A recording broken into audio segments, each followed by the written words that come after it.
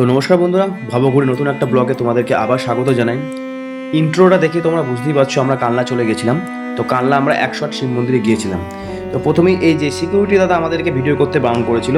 তো যতই হোক আমরা যখন এসছি তো অবশ্যই তুলবো। আচ্ছা, এটা হচ্ছে 108 শিব মন্দিরে একদম সামনে মন্দিরটা অবস্থিত, খুবই ভীষণ সুন্দর, মানে পরিবেশটা তোমরা দেখলেই বুঝতে পারবে। আমরা বিকালের টাইমে গিয়েছিলাম, অসাধারণ লেগেছিল পরিবেশটা, সত্যি বলতে একদম সুন্দর।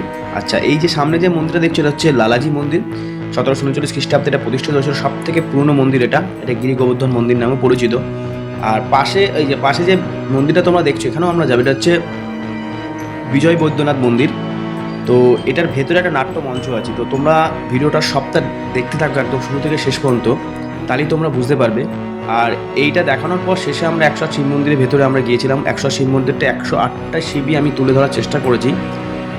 তো আশা করব ভিডিওটা দেখে তোমাদের ভালো লাগবে। যদি ভালো লেগে থাকে চ্যানেলটা অবশ্যই সাবস্ক্রাইব করে দিও, পাশে থেকো। তো বেশি কিছু বলবো না, তো ভিডিওটা তোমরা দেখতে থাকো, আশা করি তোমাদের ভালো লাগবে।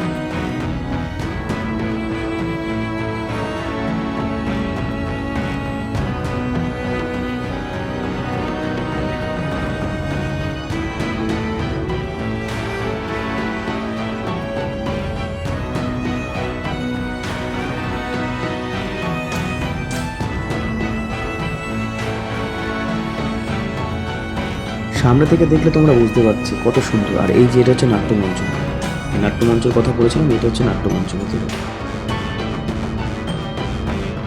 তো মন্দিরটা সামনে থেকে না দেখলে কি বললাম, সামনে থেকে না দেখলে তোমরা বুঝতে পারবে মন্দিরের গায়ে প্রত্যেকটা টেরাকোটা শিল্পের কাজ, মানে পুঙ্খানুপুঙ্খানুভাবে তুলে ধরার চেষ্টা করা হয়েছে। অসাধারণ যাকে বলে, মানে ইট কেটে কেটে যে সুন্দরভাবে মূর্তি তারা তুলে ধরার চেষ্টা করেছে, এগুলো আগেকার দিনের পুরনো মন্দিরগুলোর মধ্যেই সেগুলো দেখা যায়, এসব নিদর্শনগুলি দেখতে পাওয়া যায়। তো তোমরা দেখতে থাকো, আশা করি তোমাদের ভালো লাগবে।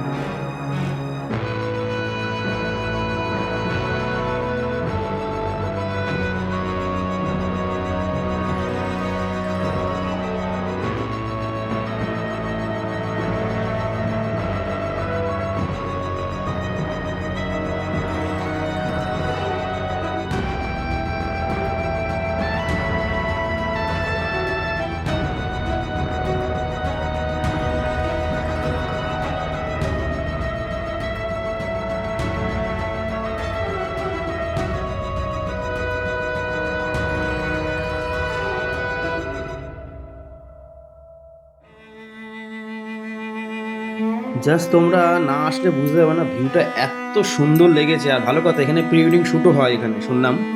পরে এখানে যারা নিউলি কাপল আছে তারা প্রি ওয়েডিং শ্যুটের জন্য তোমরা এখানে আসতে পারো।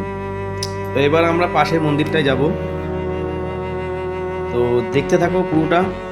আর এটা শেষেই আছে 108 শিব মন্দির। 108টা শিবই আমি বলেছি, 108টা শিবই আমি তুলে ধরেছি তোমাদের দেখানোর জন্য। তো স্কিপ করবে না, ভিডিওটা শেষ পর্যন্ত দেখতে থাকো, তাহলেই তোমরা বুঝতে পারবে।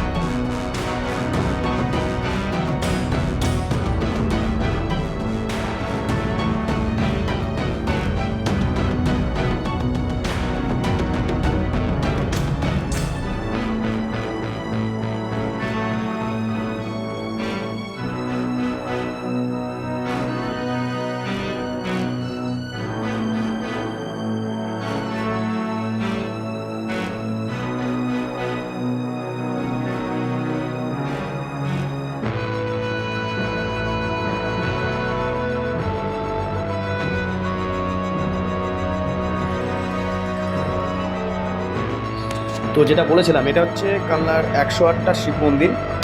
পুরো 108টা শিব মন্দির পাশাপাশি রাউন্ড শেপে পুরো একদম তৈরি করা হয়েছে। আর প্রত্যেকটা মন্দিরের ভেতরে ভেতরে ছোটো ছোটো শিবলিঙ্গ আছে, একটা কালো একটা সাদা। আর এটা সব থেকে বিশেষত্ব, শিল্পীর যে নিপুণ দক্ষতার পরিচয়, সেটা হচ্ছে শিবলিঙ্গের যে সামনের যেটা থাকে সেটা অ্যান্টি ক্লক ওয়াইজ আস্তে আস্তে আস্তে আস্তে ঘুরছে। মানে তুমি যেখান থেকে শুরু করবে, যেদিকে মুখ থাকবে, দেখবে আস্তে আস্তে সেটা সামনের দিকে চলে আসবে, মানে পিছন থেকে ঘুরতে ঘুরতে। সেটা তুমি উল্টো দিক থেকে ঘুরলেও সেম এইটাই তোমরা দেখতে পাবে।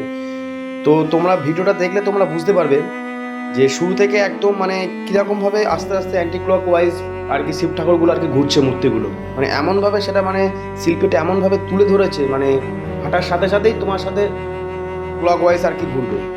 তো বেশি কথা বাড়াবো না, তোমরা সবটা দেখতে থাকো, শেষ পর্যন্ত দেখতে থাকো। আশা করি যদি ভালো লেগে থাকে অবশ্যই চ্যানেলটাকে সাবস্ক্রাইব করে পাশে থেকো, বেল আইকনটা অন করে দিও, যাতে এইরকম ভিডিও তোমাদের কাছে সবার আগে পৌঁছে যায়।